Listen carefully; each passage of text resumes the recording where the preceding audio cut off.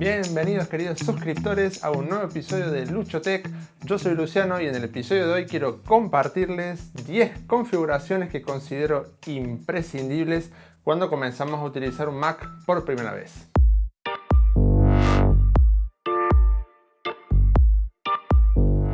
Lo primero que me aseguro de tener activo en mi Mac es el modo oscuro.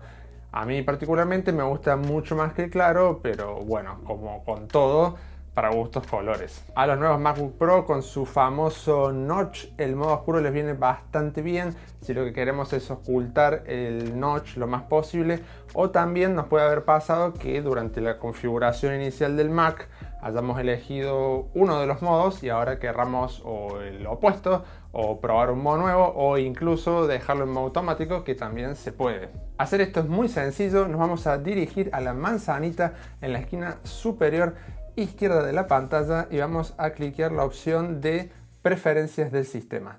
Vamos a utilizar esta ruta manzanita preferencias del sistema bastante a lo largo de este episodio, así que recordarla bastante bien. Una vez aquí dentro vamos a la primera opción de todas, es decir, a la de general, y ya vemos que aquí arriba de todo nos da la posibilidad de cambiar los modos, tanto ponerlo en claro, en oscuro o en automático, que lo que haría sería poner uno u otro de acuerdo a la hora del día. En esta misma ventana, es decir, en la de general, tenemos el segundo tip de hoy, que es la de seleccionar el navegador que queremos utilizar por defecto. A muchos les gusta utilizar Safari, pero otros tanto tendrán sus navegadores favoritos, como puede ser Google Chrome o incluso el navegador gaming de Opera, que es un navegador que está bastante bien. Y de paso les digo que tengo pensado hacer una pequeña comparativa, un episodio totalmente dedicado a comparar algunos de estos navegadores, así que activar esa campanita y suscribirse para no perdérselo. Pero en caso que ya tengamos instalado nuestro navegador de preferencia, y es muy importante tenerlo instalado, ya que si no, no nos aparecerá en las opciones, lo que haremos será buscar aquí dentro de preferencia del sistema y luego en general la opción que se llama navegador web por omisión, que está un poquito más debajo de la de aspecto que hablábamos recién. Una vez aquí tenemos un pequeño menú desplegable donde podríamos elegir entre los diferentes navegadores que tenemos ya instalados en nuestro Mac y elegir cuál de ellos queremos que sea nuestro navegador por defecto. Ahora regresamos a las preferencias de sistema para el tercer tip de hoy, que será el de configurar nuestras cuentas de correo. Cuando iniciamos el Mac por primera vez, normalmente ya nos hace configurar nuestro mail y demás en primera instancia, pero hay muchas personas como yo que no solamente utilizamos un correo, sino que tenemos uno laboral, otro personal y bueno, siempre hay algún otro extra por ahí dando vuelta. Para hacer esto buscamos la opción de cuentas de internet con el icono de la arroba, y una vez aquí dentro podríamos darle al icono de más que se sitúa ahí por debajo para agregar alguna cuenta del listado o darle a añadir otra cuenta si las que aparecen por defecto no nos sirven. Simplemente elegiríamos la opción que nos venga bien, colocamos todos los datos que nos piden y listo. Luego ya quedaría seleccionar qué tipo de uso le vamos a dar a esa cuenta, si queremos utilizar la aplicación de mail nativa con ella, o si queremos aplicarla solamente al calendario o a todas las opciones o a solamente alguna de ellas. Esto ya queda a criterio y a necesidad de cada uno de ustedes. Una de las cosas que menos me gusta cómo viene configurado por defecto en el Mac es el dock, es decir, esa barrita de iconos y accesos rápidos que tenemos por defecto en el margen inferior de la pantalla. Respecto al dock, tengo varias configuraciones preparadas para enseñarles, que las agruparé a todas como si fuera el cuarto tip y medio, podríamos decir. Por defecto el dock, cuando minimizamos una aplicación que estemos utilizando, la coloca automáticamente en un nuevo icono, en una nueva zona especial que crea para almacenarlos, sin importar que ya tengamos, por ejemplo, esa aplicación ya anclada en el dock, es decir, que ya contemos con el acceso rápido para acceder a ella.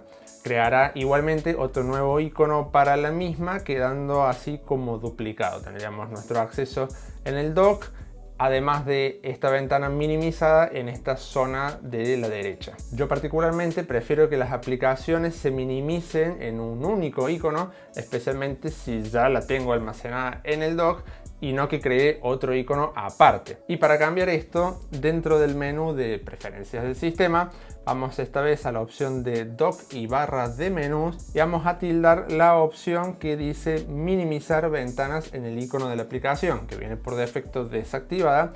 Le vamos a hacer clic para activarla. Y como vemos, ahora ya no nos duplica el icono ni crea esa zona especial de guardado del lado derecho del dock, sino que la minimiza directamente en el icono. Dentro de este mismo menú de dock y barras de menú, vale la redundancia, podemos pasar al siguiente tip que tiene que ver con el dock, que es configurar por un lado el tamaño y la posición y por otro el efecto ese tan copado que hace cuando pasamos el puntero por encima, utilizando los deslizables que ya podemos encontrar aquí en la parte superior de esta ventana. Lo que podríamos hacer es modificar tanto el tamaño del dock como también la ampliación, que la ampliación es este efecto que les comentaba que realiza cuando pasamos el puntero sobre el dock. Bastaría solamente llevar esta barra deslizable hacia un lado o hacia otro hasta que encontremos el punto justo que más nos guste. También desde aquí mismo podríamos cambiar la posición del dock en caso que no lo quisiéramos tener en la parte de abajo y lo quisiéramos, por ejemplo, poner o a la derecha o a la izquierda de la pantalla. Yo particularmente, ya donde está, me parece bien. Ahora sí, ya el último referido al dock, pero esta vez ya fuera de las preferencias del sistema, y es la posibilidad de agregar carpetas en él, como si fueran iconos de aplicaciones. En mi caso me gusta mucho tener a mano las aplicaciones que tengo en el Mac, y hacerlo es súper sencillo. Para lograrlo vamos a abrir un Finder para buscar la carpeta, en este caso de aplicaciones, que la podemos encontrar en el menú lateral izquierdo. Para quien esté muy perdido y no sepa qué es el Finder, es como el navegador, el explorador de archivos por defecto que tiene todo Mac y que tiene ese iconito de la carita sonriente. Y como les decía, en el menú lateral izquierdo vamos a encontrar algunas de las carpetas, digamos, más utilizadas en el Mac, y ya podemos ver aquí la de aplicaciones. Vale aclarar también que podemos hacer esto con cualquier tipo de aplicación que tengamos en el Mac y no solamente las que salgan aquí en esta barra lateral. Y para hacerlo simplemente cliqueamos sobre esta carpeta de aplicaciones y luego, manteniendo apretado, arrastraríamos la carpeta completa hacia el dock. El único detalle que hay que tener en cuenta es que solo podemos colocarla del lado derecho del dock, es decir, ese espacio que encontramos del lado derecho de esa barra divisora que tenemos ahí debajo del dock. Pero la arrastramos hacia allí, hacia la parte del lado derecho de la barra divisora del dock, la ubicamos, soltamos y ya estaría listo. Ya tenemos nuestra carpeta de aplicaciones a mano en el dock. Un truquito extra que tengo: si le hacemos clic derecho sobre la carpeta de aplicaciones que dejamos en el dock, nos aparecerá una serie de opciones de configuración donde podríamos cambiar, por ejemplo, el efecto que haría cuando cliquemos en ella, es decir, si el contenido se abriría en abanico, en retícula o incluso en lista. También podríamos cambiar el orden en que aparecen las aplicaciones, poniendo por fecha de inclusión, fecha de modificación, incluso por orden alfabético y demás cosas. Hasta incluso configurar cómo queremos que se vea ese iconito, si queremos ver una carpeta como tal o ver todas las aplicaciones apiladas. En definitiva, podremos configurar qué sucede cuando hacemos clic sobre esta carpeta, cómo se despliegan las aplicaciones, en qué orden, etcétera, para dejarlo todo a nuestro gusto. Llegamos a mitad camino y el quinto tip será cortito y trata de instalar algún software de mantenimiento. No a muchos les gusta esto, pero a mí particularmente me gusta mucho cómo funciona la aplicación Clean My Mac y todas las funciones que ofrece. Ya hice otro episodio en el canal donde hablo un poco más a fondo de esta aplicación, se los dejo por aquí arriba para que puedan chequearlo si les interesa, pero es un asistente que permite realizar de todo tipo de cosas en el Mac, desde optimizar el almacenamiento, optimizar la RAM, eliminar archivos basura, desinstalar aplicaciones al 100% sin que dejen ningún rastro y un largo, etcétera, etcétera. También me gustaría comentarles que leí un comentario que me dejaron donde decía que Clean My Mac no funciona del todo bien en los nuevos procesadores de Apple, es decir, como que no está del todo bien optimizado. Pero yo sí que lo he tenido tanto en el MacBook Air con M1, que ya han visto en el canal, y ahora en este MacBook Pro con el M1 Max, y no he tenido ningún tipo de problema en ninguno de los casos. Se los comento por si alguno tiene una duda respecto a esta aplicación con los nuevos procesadores, que sepan que al menos yo no he tenido ningún problema. Eso sí, les dejo un link en la descripción para quien quiera entrar y echarle un ojo a este Clean My Mac. Seguimos adelante con el tip número 6, uno que en Mac es bastante importante tener configurado, ya sea porque queremos pagar almacenamiento extra en la nube, cosa que yo no hago, o tener sincronizado nuestro iPhone con el Mac, también por motivos de seguridad y un largo etcétera. Y estoy hablando de configurar correctamente nuestro iCloud y el Apple ID. Cuando iniciamos por primera vez el Mac, esto es algo que nos hace hacer prácticamente apenas comenzar la configuración inicial, pero sí que se puede omitir y seguir adelante la configuración sin hacerlo. También puede pasar que querramos cambiar por algún motivo nuestro ID o simplemente gestionar nuestra cuenta. Todo esto se puede hacer desde las preferencias del sistema y normalmente nos aparecerá bien a la vista en una barra que ocupa todo el ancho de la ventana en la parte superior. Y desde aquí podríamos hacer todo tipo de cosas, desde iniciar sesión si no lo hemos hecho, crear una cuenta si no tenemos una todavía y hacer todo tipo de gestiones que necesitemos con nuestra cuenta actual. No entraré mucho en detalle en este apartado porque toda la información que les mostraría aquí dentro es muy personal, pero que sepan que es desde aquí que se puede iniciar sesión si no lo han hecho o incluso crearse una nueva cuenta si todavía no tienen una. Séptimo tip, y vamos a hablar de copias de seguridad, más concretamente del Time Machine y cómo activarlo. Para quien no sepa, Time Machine es una opción propietaria de Apple para tener una copia de seguridad de nuestro Mac siempre a mano y que también esté siempre actualizada por cualquier fallo que pueda suceder para poder recuperar nuestros datos fácilmente, o incluso también nos serviría en caso de que querramos trasladar todos nuestros datos, nuestra configuración, información, etcétera, a un nuevo Mac, en caso que hayamos comprado, por ejemplo, uno nuevo. Personalmente les confieso que no utilizo mucho esta opción del Time Machine, ya que tengo en casa un NAS personal, que un NAS, para quien no sepa, es una especie de nube personal que no depende ni de Google, ni de Apple, ni de nadie, es una cosa privada que está en casa. Esa es la explicación más rápida y sencilla que puedo darles para que me entiendan sobre qué estoy hablando. Pero en caso que queramos optar por este Time Machine, lo que haremos será ir nuevamente a las preferencias del sistema y buscamos la opción de Time Machine. Y aquí lo primero que deberíamos hacer es activar la opción que ya está por defecto desactivada, que es la de copia de seguridad automática, y luego tendremos que elegir el disco donde queremos que se realice. Sepan que vamos a necesitar un disco externo para realizarlo y les recomiendo además que ese disco sea de uso exclusivo para el Time Machine, es decir, que no tengamos más cosas almacenadas en él que no sea este Time Machine. Esta copia de seguridad que realiza Time Machine en este disco suele ocupar bastante espacio, normalmente es prácticamente la misma cantidad de espacio que tenemos ya ocupadas en el Mac, la que se trasladaría a este disco externo. Una vez ya tengamos el disco listo, lo único que tendríamos que hacer es conectarlo en el Mac y aquí ir a la opción de seleccionar disco de copia de seguridad, elegirlo y darle a utilizar ese disco.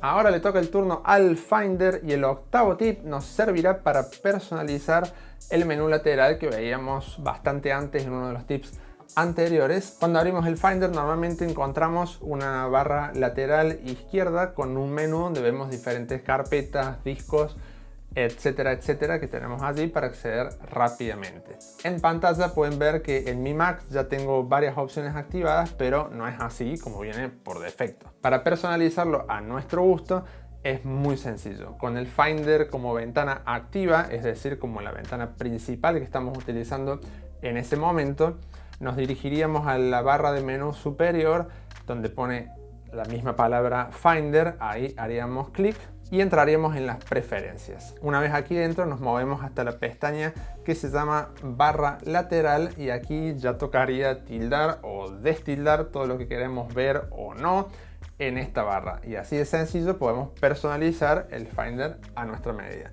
Simplemente le vamos haciendo clic, si tiene el tilde se lo quitamos en caso de que no lo querramos, y si no lo tiene y queremos verlo ahí, lo cliqueamos.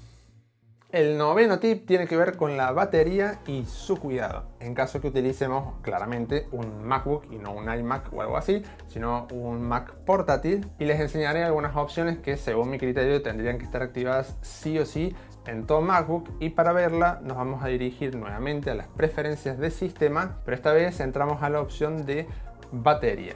En el menú que encontramos del lado izquierdo vamos a ir nuevamente al que se llama batería, y desde aquí podríamos configurar, por ejemplo, con esta barra deslizable, cada cuánto tiempo querríamos que la pantalla se apague. Por ejemplo, yo lo tengo aquí cada 2 minutos, podríamos bajarlo a 1 minuto o incluso ponerlo en nunca, algo que no les recomiendo si lo que queremos es ahorrar batería y cuidarla lo más posible. Pero la opción que quería recomendarles que activen es la que encontramos un poquito más abajo, que se llama carga optimizada, que lo que hará para reducir el deterioro de la batería es que aprenderá un poco nuestros hábitos de carga y tratará siempre de cargar el Mac solo hasta el 80%. Si no saben por qué solo hasta el 80%, recuerden que también hay un episodio donde hablo del cuidado de la batería, que también se los dejaré por aquí, y de esta forma cuidarla lo más posible para que nos dure mucho tiempo.